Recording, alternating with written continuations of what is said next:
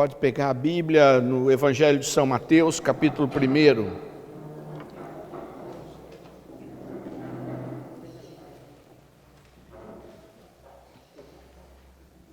Versículo 1.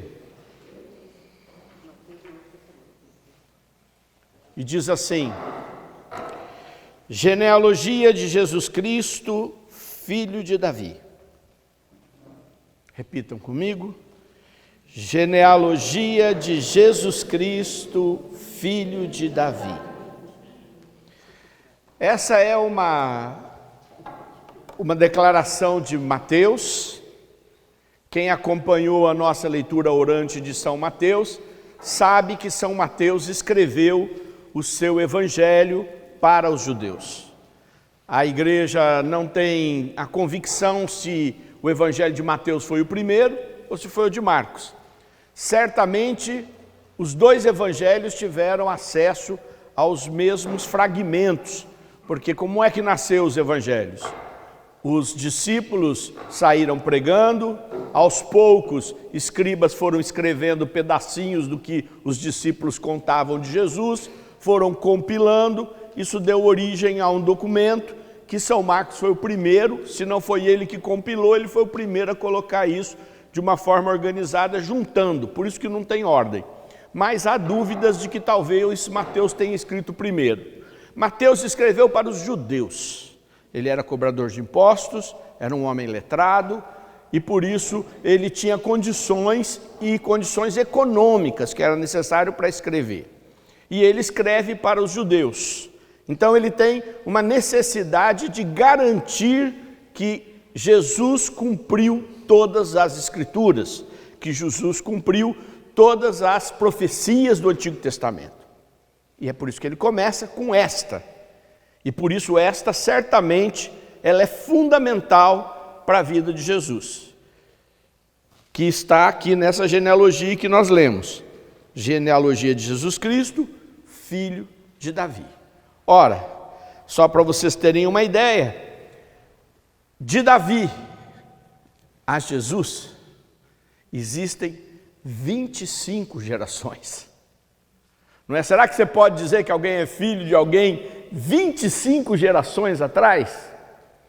Isso nos coloca diante de um universo espiritual, tanto do universo da nossa oração, nós que achamos que certamente as questões da nossa genealogia, as questões ligadas às nossas heranças, a hereditariedade tem valor na nossa vida espiritual, pois aqui tem um sinal muito claro, 25 gerações. Segundo também, a distância entre Davi e Jesus, vocês têm uma ideia de qual é, em termos de anos? Vocês talvez não saibam. 1000 anos. Eu pergunto para vocês, nós estamos no século 21, nós temos muita tecnologia, muito registro, muito conteúdo, a gente registra muita coisa, a gente tem muita pesquisa histórica, antropológica, ciência, capacidade. De verdade, a gente é capaz de compreender o mundo de 300 anos atrás? Eu acredito que não. É muito difícil. Você pegar os anos de 1700 e tentar entender como eles viviam, seus costumes, como eram as relações entre as pessoas, o que era possível, o que não era possível, o que se aceitava, o que não se aceitava. Imaginem 1000 anos. 1000 anos entre Davi e Jesus. E aí faz a gente pensar por que era importante Jesus ser filho de Davi, se a distância era tão grande. Há outros problemas na descendência de Jesus para Davi. E por que eu estou falando isso? Porque toda a nossa fé está firmada em Jesus Cristo. A nossa história, nós somos a Nova Jerusalém. Nós somos da nação escolhida porque aceitamos Jesus pela fé. Não por causa de onde nós nascemos, filhos de quem somos, se de alguma maneira descendemos ou não de alguma raiz lá de Israel. Não, Jesus abriu uma nova economia de salvação, aonde o mundo inteiro entra pela fé, que é o que faz com que, por exemplo, o judeu que vive a sua fé no judaísmo se indigne conosco. Se você andar em Israel dizendo que você é cristão, não é difícil você receber uma cuspida, como eu vi. Por quê? Porque para eles é inaceitável que você, que não nasceu lá, que não tem o sangue, possa ser daquela fé, possa ser escolhido. Você não é escolhido nunca. Mas Jesus abriu uma nova dimensão. Isso é muito difícil de compreensão. Mateus escreveu e fez questão de dizer isso para que o judeu compreendesse quem era Jesus. Só que Jesus deu um passo e abriu o universo da salvação para todos, independente de cor, raça, aonde nasceu, que país você é, filho de quem você é, de que cultura você faz parte. Você agora é nação escolhida, se você aceitou Jesus como seu Salvador e aceitou aquilo que Jesus abriu para a salvação. Pois é. Então, o que serve o Antigo Testamento para mim? Ele serve para comprovar que Jesus, ele cumpre tudo aquilo que Deus profetizou no Antigo Testamento. E mais, Jesus não cumpre só o que a religião judaica colocou. Jesus cumpre o que todas as religiões, mesmo com uma teologia diferente de ter um único Deus, mas Jesus, ele cumpre todas as coisas. Quer dizer, todo mundo que com muita seriedade seguir a Deus e buscar a verdade, chegará a Jesus Cristo. Não importa onde nasceu, não importa que religião ele teve, ele vai acabar chegando nisso. Claro que as religiões monoteístas, de muito mais facilidade, vão demonstrando esta verdade. Por isso que as religiões que têm um só Deus, seja o judaísmo, o islamismo e o cristianismo, são mais próximas de Jesus Cristo. Apesar de que depois eles têm suas ramificações, porque as religiões são assim. Por que eu estou falando isso? Para a gente poder entender qual é a relação de Jesus e a relação de Davi. Por que Davi é importante para nós? Ele é importante para nós porque Jesus e o Evangelho dizem que é importante. Dizem que ele é importante, porque ele é o filho de Davi. E aí precisamos entender o que significa isso com 1000 anos e 25 gerações. O rei Davi é a personalidade do reinado. Ele representa a realeza. Dizer que Jesus é filho de Davi, eu estou dizendo, Jesus é o rei. Consegue entender isso? Acho que é fácil. Jesus é o rei. Por exemplo, qual foi o maior medo que aconteceu quando a multidão de Jericó, atrás de Jesus, proclamou Jesus rei e foi em romaria para entrar em Jerusalém com Jesus? Era de que os romanos, olhando para Jesus sendo proclamado filho de Davi, concluíssem o óbvio: ele é o rei, nós não podemos deixar uma multidão seguir um novo rei e mandassem as tropas, como havia acontecido poucos anos antes e matado 3.000 judeus. O medo deles era que Jesus, que fazia milagres, que o povo arrastava as multidões, e multidões de pessoas mais simples, e as pessoas começavam a chamar ele de filho de Davi. Filho de Davi quer dizer, ele é o nosso rei. Ele é o nosso rei. Para nós hoje no mundo espiritual, cabe então entender que se Jesus é rei, filho de Davi, as histórias do Antigo Testamento, e de forma especial a do rei Davi, tem muito a nos falar no mundo espiritual. Porque o Antigo Testamento, dizia um dos maiores mestres da fé de todos os tempos, do século I, inclusive, Orígenes, ele dizia, ela é a mais importante alegoria para se compreender a vida de Jesus e o Evangelho. Portanto, eu olho para o Antigo Testamento, e vocês devem saber o que é uma alegoria, como uma forma de eu compreender realidades atuais, independente de como elas aconteceram. Vamos dar um exemplo. Quantos filhos teve Davi? Quantos filhos você acha que Davi teve? Quantos filhos você acha que Davi teve? Quantos filhos você acha? Quantos? Bom, eu vou dizer para vocês, ninguém sabe quantos filhos ele teve, mas sabe que foram muitos. A Bíblia narra 20. A Bíblia cita nome de 20. 19 homens e uma mulher. Muito improvável que ele só teve uma filha mulher, não é? Ele cita aqueles que, por alguma razão, tiveram alguma relevância no seu reinado, das mulheres que ele acabou tendo, e tendo filho com elas, mas certamente muito mais que 20. Muito mais que 20. Mas vamos ficar com aqueles que a Bíblia cita nome. A Bíblia cita nome de 20. Destes 20, a Bíblia faz questão de contar a história mais detalhada de 4. Absalão, Amnon, Adonias e Tamar. Estes 4 filhos de Davi são os que a Bíblia gasta tempo contando detalhes da história. Os outros filhos aparecem muito mais relacionados às questões de Davi na sua caminhada de implantação do seu reinado e as mulheres que acabou encontrando. A mulher que acabou salvando ele teve um caso com ela e ela teve um filho dele, e assim por diante, uma série de coisas que foram acontecendo. O segundo filho que ele teve, e Salomão também, o segundo filho que ele teve com Betsabé, ou como quiserem traduzir o nome dela, não é? O segundo. O primeiro filho, que é quando ele faz a emboscada injusta e mata o marido dela, colocando ele na frente de batalha para casar-se com ela, e ela tem o primeiro filho, é aquele que morre, e que Davi chora e jejua por ele muito.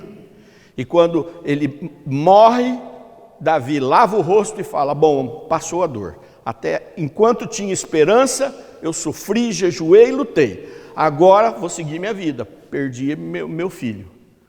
E daí ele vai ter o segundo filho com essa mesma mulher, que é Salomão, que vai ser o seu sucessor. Que não é nem o mais novo, mas é um dos mais novos. Por que eu fiz questão de separar estes filhos? A Bíblia fala coisas interessantes para a nossa identidade. Absalão e Adonias são considerados homens muito belos, diz a Bíblia. Muito belos. E isso significa para nós pessoas encantadoras. E que o mundo espiritual ele é feito de luta contra situações e coisas que são bonitas. Porque se fossem feias, você rejeitava rapidamente. Não é mesmo? Veja, por exemplo, que acontece, Amnon é o primeiro, é o mais velho, é o primogênito. Nós sabemos que na cultura dele, ser o primogênito era aquele que herdava tudo. Não tinha partilha da riqueza do rei. O mais velho herda tudo. E Amnon, nós sabemos a história, engana sua irmã Tamar, que era muito bonita, e a estupra. E isso gerou uma grande luta familiar. Por quê? Porque Absalão, irmão de Tamar, vai até o pai e pede que o pai tome providências contra aquilo que Amnon tinha feito. Porque ele enganou ela, ele estava apaixonado,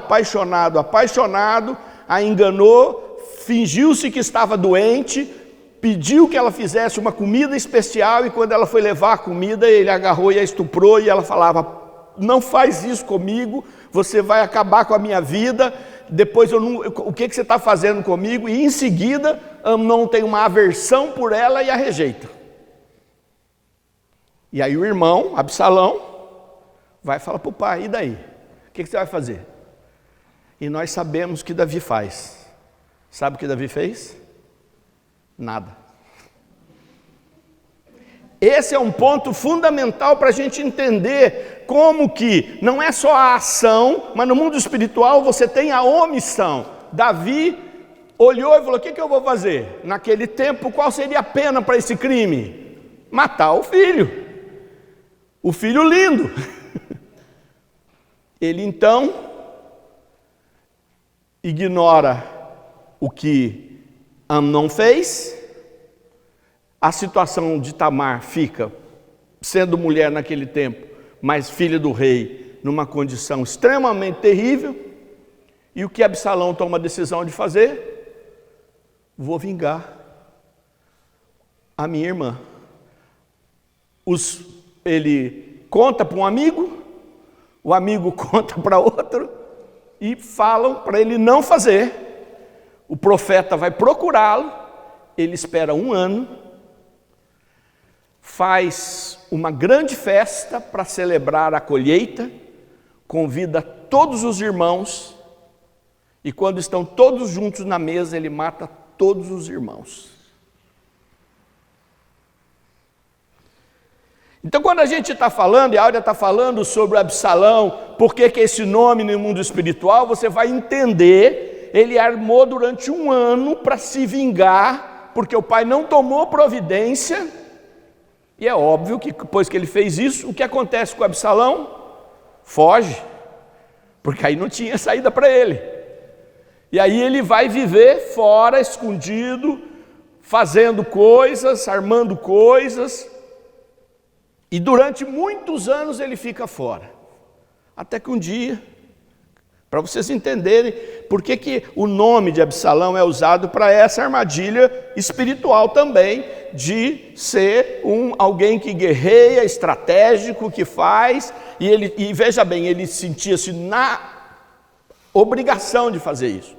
E aí ele, sabendo que um dia ele ia ser morto, porque depois Davi foi ficando cada vez mais forte, não no início, mas Davi, depois, como a Áurea mesmo falou, ele usou mercenários, depois com os mercenários ele foi crescendo, ele conseguiu ter, como ele foi um pouquinho de Robin Hood, de roubava daqui, dava para os pobres ali, enfrentou Saul, ele acabou sendo um grande líder, e tinha do seu lado os melhores do exército, aqueles melhores soldados que foram seus amigos e que foram filhos dos seus amigos e que eram bons combatentes, enfim, todo o aparato do governo.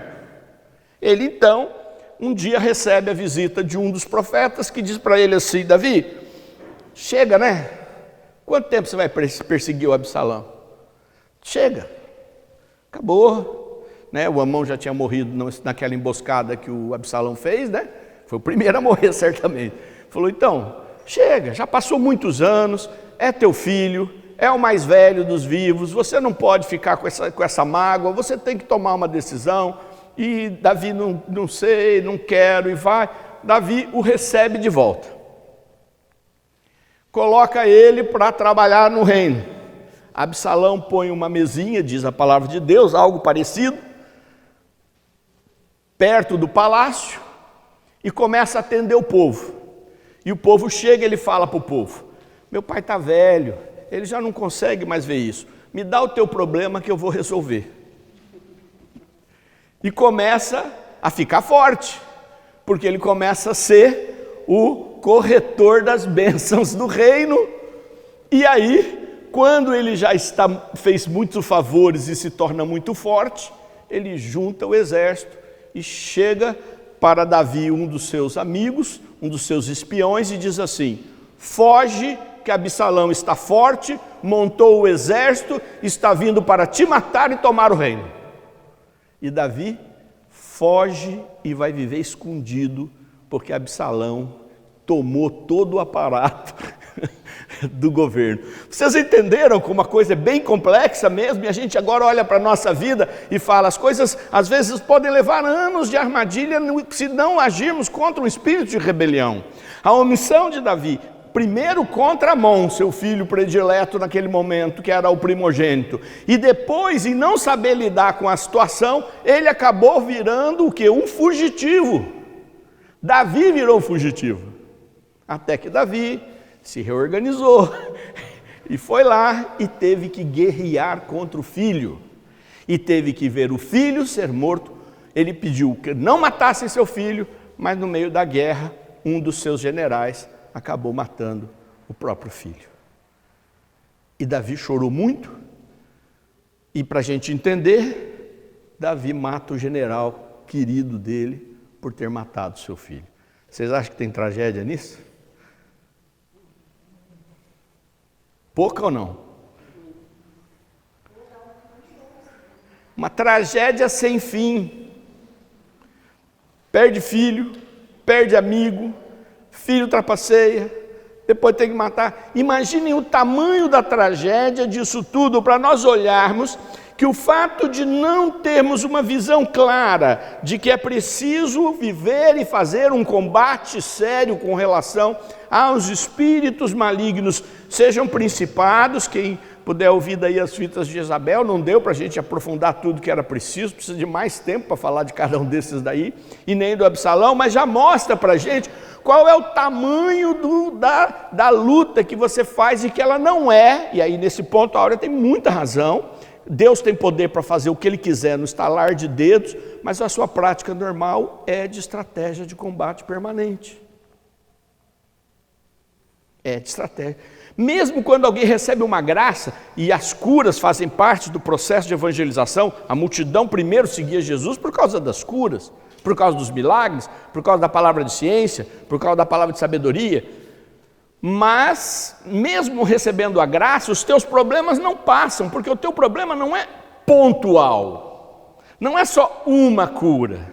Eu vejo pessoas, vou dar um exemplo, não quero que ninguém se ofenda, mas como eu fui coordenador de um projeto da juventude, e a juventude, no meu tempo, a questão afetiva era o que mais pegava, nos dias de hoje deve ser assim também, de forma um pouco diferente, e achavam que quando encontrassem o seu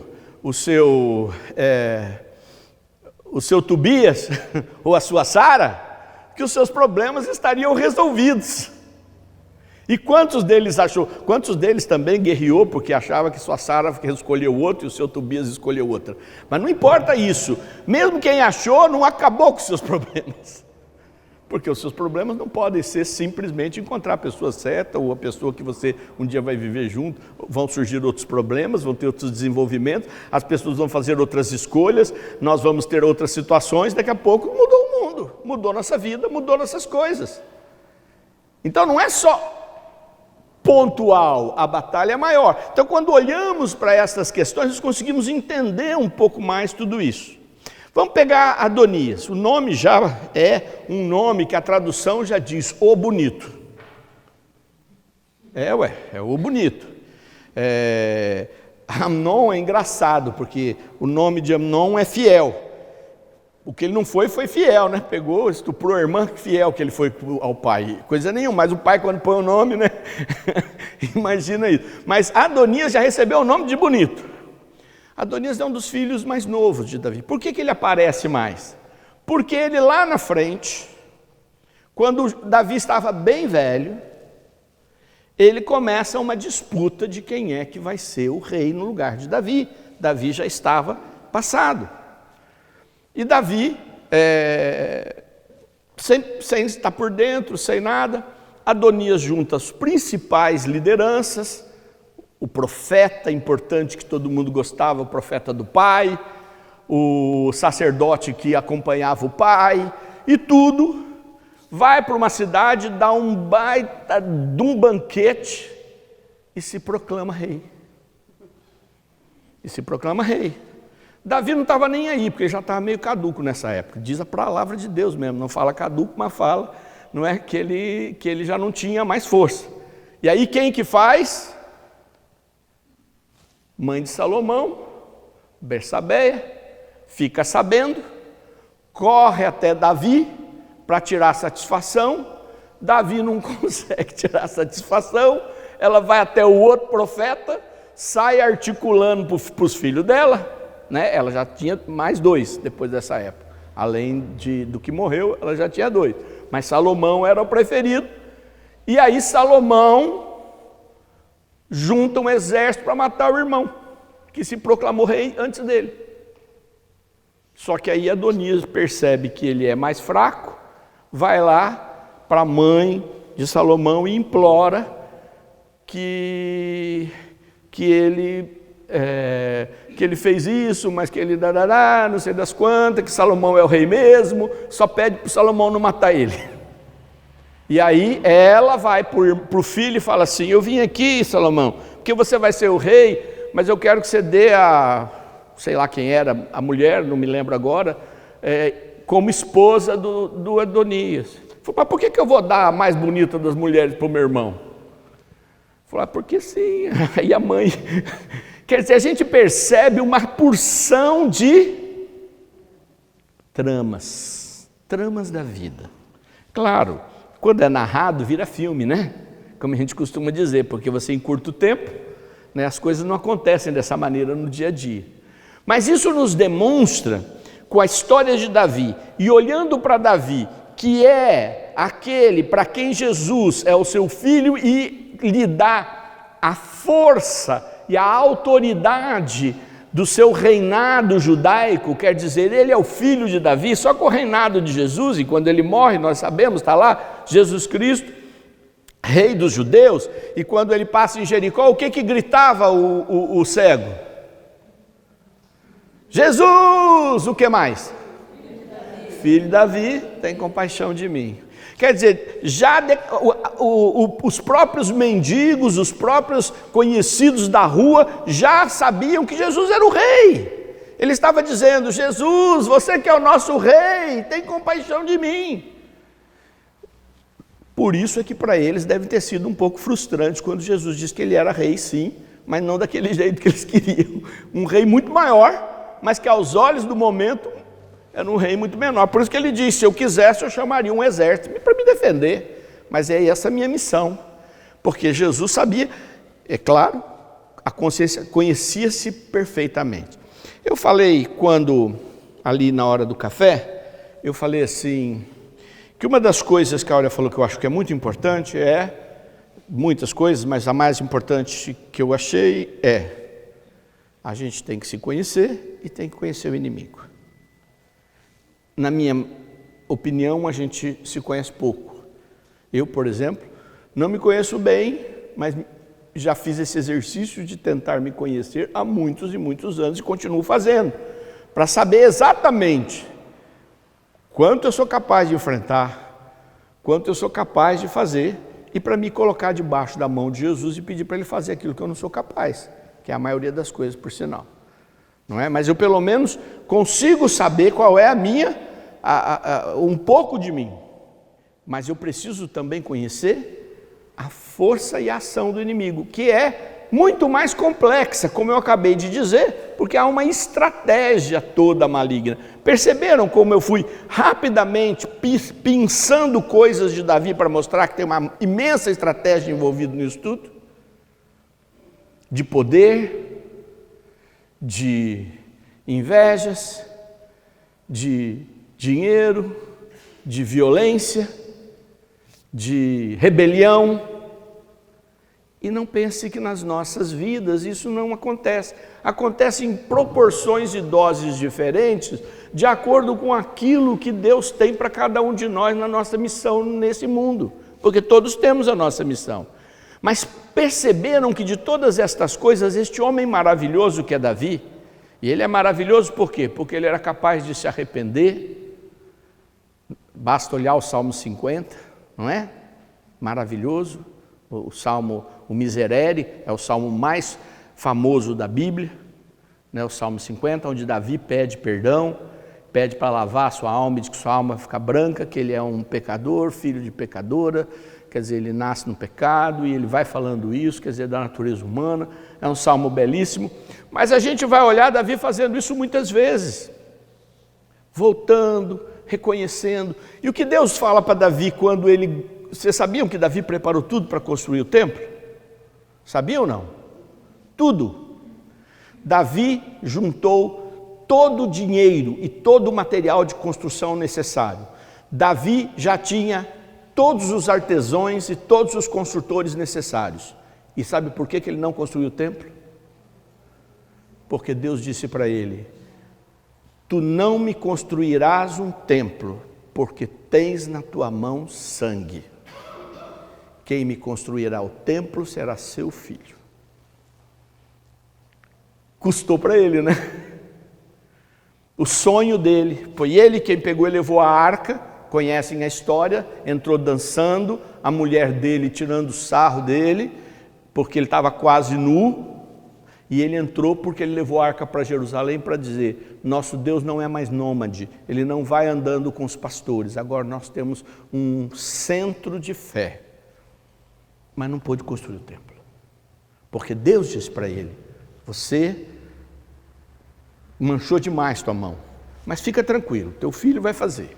Você juntou tudo, teu filho vai fazer a construção do templo. E aí nós sabemos, por isso que o templo chama Templo de Salomão, porque foi Salomão quem construiu, mas quem juntou tudo naquele momento já foi Davi. Ele já tinha força, poder, fama e riqueza para juntar tudo que era preciso para construir um templo daquela proporção. Davi era querido de Deus. Quando você lê o último capítulo, os 2 últimos capítulos da 2ª Samuel, você vai encontrar a oração final de Davi, e ele vai dizer, Deus me capacitou a escalar muralhas. Deus esteve comigo. Quando você lê, parece que ele é o cara mais perfeito do mundo. Porque Deus é assim conosco. Ele sabe que nós vamos perder batalhas, e várias. Mas se nós soubermos e reconhecermos os nossos inimigos malignos e soubermos combater, nós ganharemos a guerra, e ganharemos porque estaremos com Jesus, e a vitória da guerra é dele. Mas batalhas, nós perderemos algumas, é inevitável.